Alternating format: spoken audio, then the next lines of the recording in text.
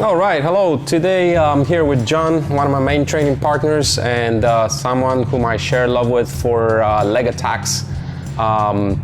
We've been training those since we pretty much started with the leg work. And there is something that in the beginning, everyone going for, learning leg attacks is looking to grab an ankle here, squeeze a heel there, knee bar, whatever the case might be. But it comes random and goes, if you can catch something, great. If you can't, whatever. Recently, in the past year or more, we've been working on a relationship between guard passing, sweeps, and leg attacks, and the transitions from one to another. In this video, we're going to look at the relationship between guard passing and leg attacks, what they have in common as position, and what pathways there are from one to the other, back to the first, or from the second to the first and back to the second, if that makes any sense. If that doesn't make any sense now, it'll make it in a second. So first of all, what are the prerequisites for a guard pass? A guard pass happens when, if he's playing his open guard, on your back please, supine. If he's playing his open guard, and for me to establish a guard pass and side control or whatever, I need to get past those legs. The legs consist obviously of the feet, the knees, and the hips. The feet are first, the knees are second. So for me to pass, I need to get past the feet, and now I got to get past the knees. I get past the knees, and now I go into the actual guard passing, establishing the guard pass, whether it's knee on belly, whether I'm going to establish side control or mount, whatever the case.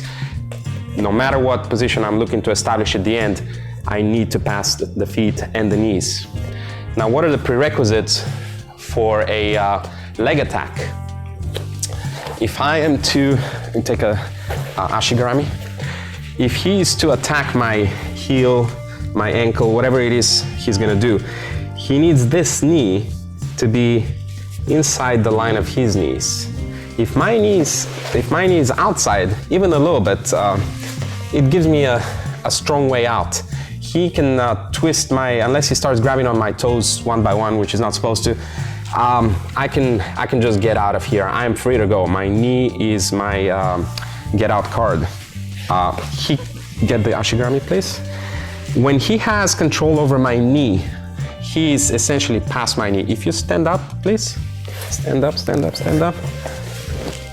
And come this way. What do we have now? He is past my knee. He's passing my guard. He's almost out of my guard, right? If you go back down, please. So he has bypassed my foot and my knee already. He's attacking the leg, but he's one step away from passing the guard. And that's what's so interesting about the relationship between the two. If he cannot, for some reason, pass my, finish a leg attack on me, he's always able to, because of the nature of the position, he's always able to pass my guard and start attacking the upper side of my body. He's also able to transition back into my legs from the upper side, but that's a different video we're going to talk about. So with that being said, we're going to give a few examples of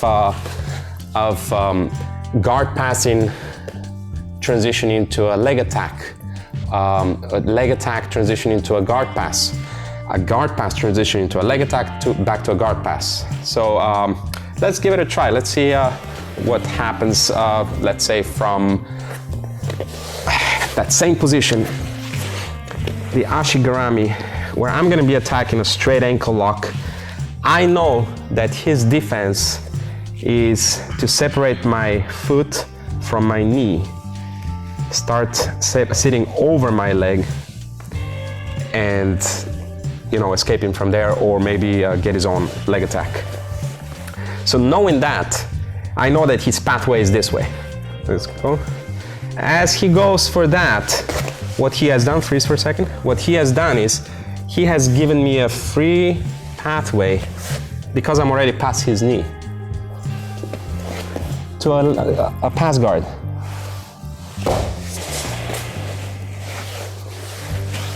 That's one example. Another example would be if he has, if I have a cross hashigurami, or so-called honey hole or saddle. I have a good double trouble kind of cross hashigurami where I'm going to be attacking his legs. I can go into different types of attacks. Again, this is for another video. In order for him to free himself and start running away or even counterattacking, he needs to free the so-called secondary leg first. Once he does that, what is the major, let's rotate. What is my first attack from here and most desired is the inside heel hook, right? For him to have his heel not exposed to me, he needs to turn it away. He needs to back heel into my hips, and this is basically escaping the position at the same time. As he starts escaping the position, he's showing his back, he's turning away, and if I'm at this stage, not in the position that I'm in, if I realize that as he starts escaping, I can follow, I get on his back, okay? So knowing the defense to my leg attacks will help me determine whether I want to go for a pass or keep pursuing the leg attack. Maybe I'm right here fishing for that heel and he starts escaping again. Maybe I'm late for that guard pass chase. So maybe I'm gonna keep chasing that heel. It's in the cards. It might be, the percentage of success might be going down and down, but it's in the cards. I'm not gonna be taking that guard pass anymore because I'm late. So knowing what he can do as a counter to my leg attack in terms of escape or countering will help me determine whether I want to go for a guard pass or continue with my leg attacks. These are cases when I'm attacking his legs and I'm transitioning into a guard pass. But what if I am guard passing? What if I'm passing the guard already? I'm going to top half guard with a knee shield. He is in a position where if I keep driving forward, it might be the most useless things I can do because I just can't get through this, okay? Now, what do I need to do? I need to get past this knee. I'm kind of already past the feet, okay? That's what's so good about half guard in comparison to open guard. I'm already past the first line of defense, the feet. But the knees, I'm not past, okay? So what do I need to do? I need to get past the bottom knee and the top knee. The top knee in this case is the one that's problematic because it's the knee shield and the one that he can use to keep, to maintain distance. So if I get past this knee and past the bottom knee, which is a short step forward, and I start coming down, I am essentially almost passing his guard, okay? Extraction of the leg is the last thing I need to do, but that's much easier compared to getting past the knee shield. Now, he's stubborn with his knee shield. There's always a possibility for me to go into a leg attack. That's one that's very famous from, I believe, ADCC tournament of Dean Lister versus Ribeiro. He hooked Ribeiro with this one.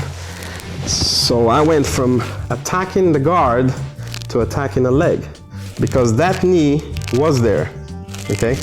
I couldn't get past the knee, but I could entangle it with my legs. And now I'm into a heel hooking position. Here's another example of passing the guard, struggling with it, go into a leg entanglement. This one was an ashigurami leg entanglement. Now we're gonna go into a saddle. So from here, he's got his knee shield and everything. I need to get past that knee, but I can't, okay? I'm gonna put that knee up again, on the hook, and go around. What happened now was, I went into that saddle cross hashigurami position by means of guard passing. I mean to pass the guard, it's not working. I circumvented by going to a leg attack. And here I am. There is a relationship again between leg attacking and guard passing and leg attacking. Okay. Now, lastly, what we're gonna see is how to actually chain it all together. Just because I'm trying to pass the guard and he's not letting me, and I managed to go into a leg entanglement, doesn't mean that I'm just gonna be staying there, you know, or giving up the position if I can't heel hook him. So I'm gonna have to go back into a guard pass. So let's start with an example with the, this is a good angle, example with a knee cut. We're going for a regular knee cut pass here. For the knee cut to become a guard pass, I need that underhook. If I don't have the underhook, if I have the underhook, I pass. If I do not have the underhook and I start passing, I get my back taken. It's just simple as that. And that's it about this pass. So knowing that,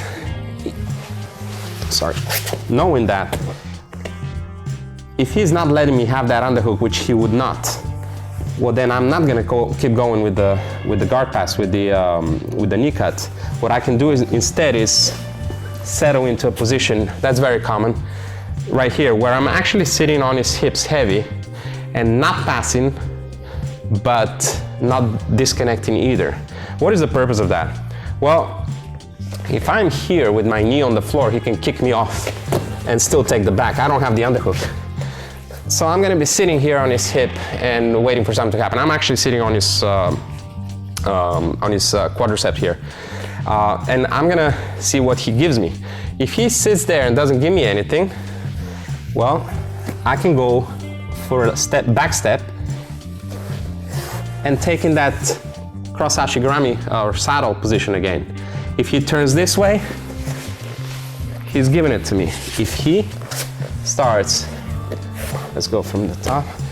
I sit here, I go for the cross ashi, and as I connect my foot to my knee, he realizes what's happening is he starts running away. As he starts running away, I go back into a back take.